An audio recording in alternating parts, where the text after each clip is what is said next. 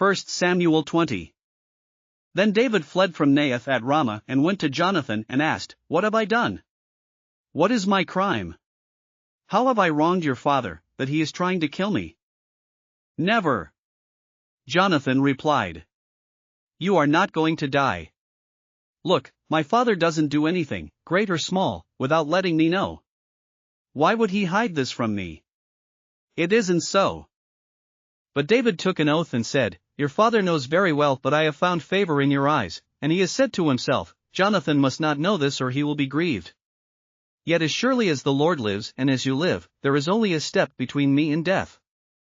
Jonathan said to David, "Whatever you want me to do, I'll do for you."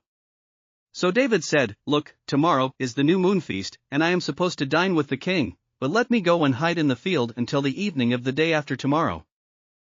If your father misses me at all, tell him, David earnestly asked my permission to hurry to Bethlehem, his hometown, because an annual sacrifice is being made there for his whole clan.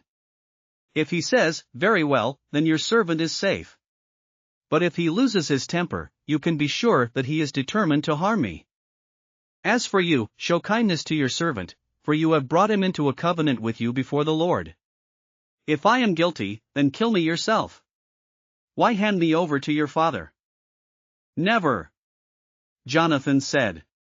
"If I had the least inkling that my father was determined to harm you, wouldn't I tell you?" David asked, "Who will tell me if your father answers you harshly?" "Come," Jonathan said, "let's go out into the field." So they went there together.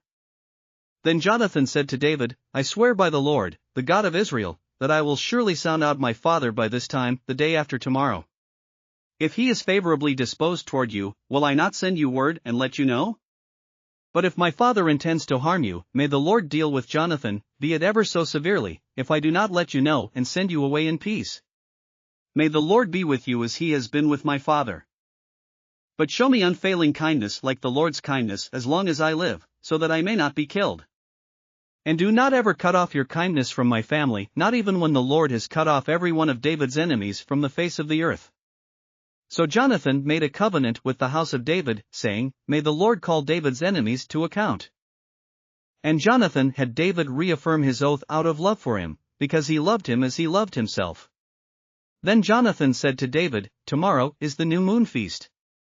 You will be missed, because your seat will be empty. The day after tomorrow, toward evening, go to the place where you hid when this trouble began, and wait by the stone Ezel.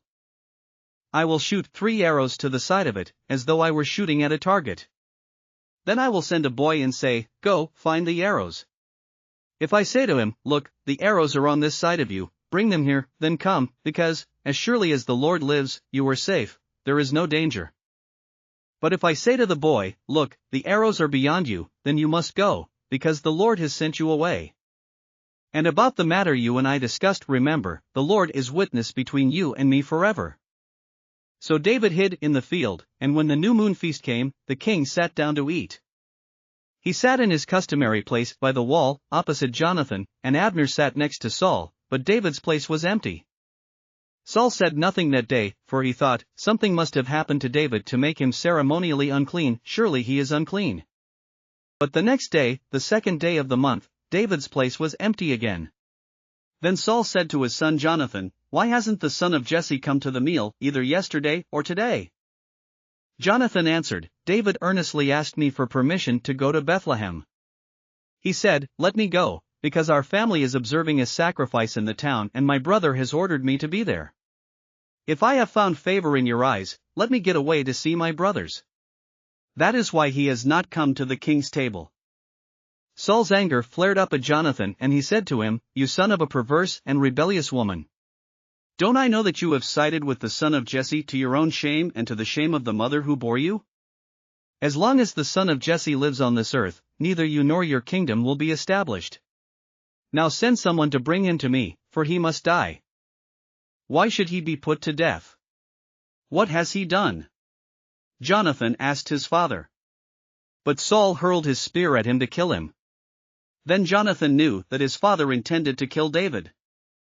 Jonathan got up from the table in fierce anger. On that second day of the feast he did not eat, because he was grieved at his father's shameful treatment of David. In the morning Jonathan went out to the field for his meeting with David. He had a small boy with him. And he said to the boy, "Run and find the arrows I shoot." As the boy ran, he shot an arrow beyond him.